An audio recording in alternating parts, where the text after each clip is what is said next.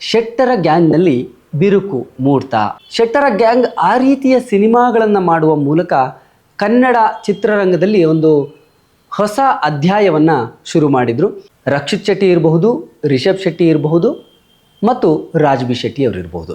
RRR ಅಂತಲೇ ಅವ್ರನ್ನ ಎಲ್ಲರೂ ಕೂಡ ಕರಿತಾ ಇದ್ರು. ಅವರ 3 ಜನರ ಮಧ್ಯದಲ್ಲಿ ಇದ್ದಂತಹ ಫ್ರೆಂಡ್ಶಿಪ್ಪು, ಆ ಬಾಂಡಿಂಗ್ ಇತ್ತಲ್ಲ, ಅದು ಅನೇಕ ವೇದಿಕೆಗಳಲ್ಲಿ 3 ಜನ ಕೂಡ ಕಾಣಿಸ್ಕೊಳ್ತಿದ್ರು. ಈ 3 ಜನರು ಅವರು ನಿರ್ದೇಶನ ಮಾಡಿದಂತಹ ಸಿನಿಮಾಗಳಿರ್ಬೋದು ಅಥವಾ ನಾಯಕ ನಟರಾಗಿ ಆಯ್ಕೆ ಮಾಡಿಕೊಂಡಂತಹ ಕಥೆಗಳಿರಬಹುದು. ರಿಷಬ್ ಶೆಟ್ಟಿ ಅವರು ಇತ್ತೀಚೆಗೆ ಒಂದು ಪೋಸ್ಟ್ ಅನ್ನ ಹಾಕಿದ್ರು, ಅಧ್ಯಾಯ 2 ಇಲ್ಲಿಂದ ಶುರು ಅನ್ನುವಂಥದ್ದು. ಅಧ್ಯಾಯ 2 ಯಾವುದು ಅನ್ನುವಂತಹ ಪ್ರಶ್ನೆ ಅದಾದ ನಂತರ ಹುಟ್ಕೊಳ್ತು. ಕಾಂತಾರ ಚಾಪ್ಟರ್ 1 ಪ್ರೊಡ್ಯೂಸ್ ಮಾಡಿದ್ದು ಹೊಂಬಾಳೆ ಫಿಲ್ಮ್ಸ್. ಆದರೆ ರಿಷಬ್ ಶೆಟ್ಟಿ ಮತ್ತು ಹೊಂಬಾಳೆ ಮಧ್ಯದಲ್ಲಿ ಬಿರುಕು ಮೂಡ್ಬಿಡ್ತಾ ಅನ್ನುವಂಥದ್ದು. ಬೆಂಕಿ ಇಲ್ಲದೆ ಹೊಗೆ ಆಡಲ್ಲ ಅನ್ನುವಂತಹ ಮಾತಿದೆಯಲ್ಲ, ಖಂಡಿತವಾಗ್ಲೂ ಅದು ಹೌದು.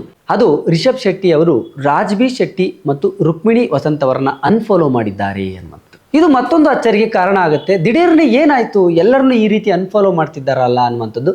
ಸೂ ಫ್ರಮ್ ಸೋ ಬಂತು, ಕಾಂತಾರ ಬಂತು, ಏನೇನೇನೋ ಡೆವಲಪ್ಮೆಂಟ್ಗಳು ಆಗ್ತಾ ಇದ್ರು ಕೂಡ ರಕ್ಷಿತ್ ಶೆಟ್ಟಿ ಅವರು ಇದ್ಯಾವುದ್ರ ಬಗ್ಗೆಯೂ ತಮಗೆ ಗೊತ್ತಿಲ್ಲ ಅನ್ನೋ ರೀತಿಯಲ್ಲಿ ಐಸೋಲೇಟ್ ಆಗಿಬಿಟ್ರು. ಎಲ್ಲೋ ಹೋಗ್ಬಿಟ್ರು. ಅವರು ಎಲ್ಲಿ ಹೋಗಿದ್ದಾರೆ ಅಂತಲೇ ಯಾರಿಗೂ ಗೊತ್ತಿರಲಿಲ್ಲ. ಯಾವುದೋ ಒಂದು ಪೋಸ್ಟ್ ಕೂಡ ಹಾಕಿರಲಿಲ್ಲ. ರಿಷಬ್ ಶೆಟ್ಟಿ ಅವ್ರ ಬಗ್ಗೆಯೂ ಕೂಡ ಎಲ್ಲೂ ಪೋಸ್ಟ್ ಇಲ್ಲ, ಕಾಂತಾರ ಬಗ್ಗೆಯೂ ಇಲ್ಲ, ಸೂ ಫ್ರಮ್ ಸೋ ಬಗ್ಗೆಯೂ ಇಲ್ಲ. ಇವರೆಲ್ಲ ಒಟ್ಟಿಗೆ ಇದ್ದಿದ್ರೆ ಎಷ್ಟು ಅದ್ಭುತವಾದಂತಹ ಇನ್ನೊಂದಷ್ಟು ಸಿನಿಮಾಗಳನ್ನು ಕನ್ನಡಿಗರು ನೋಡಬಹುದಾಗಿತ್ತು. ಯಾಕಂತ ಹೇಳಿದರೆ ರಿಷಬ್ ಶೆಟ್ಟಿ ಮತ್ತು ರಕ್ಷಿತ್ ಶೆಟ್ಟಿ ಅವರು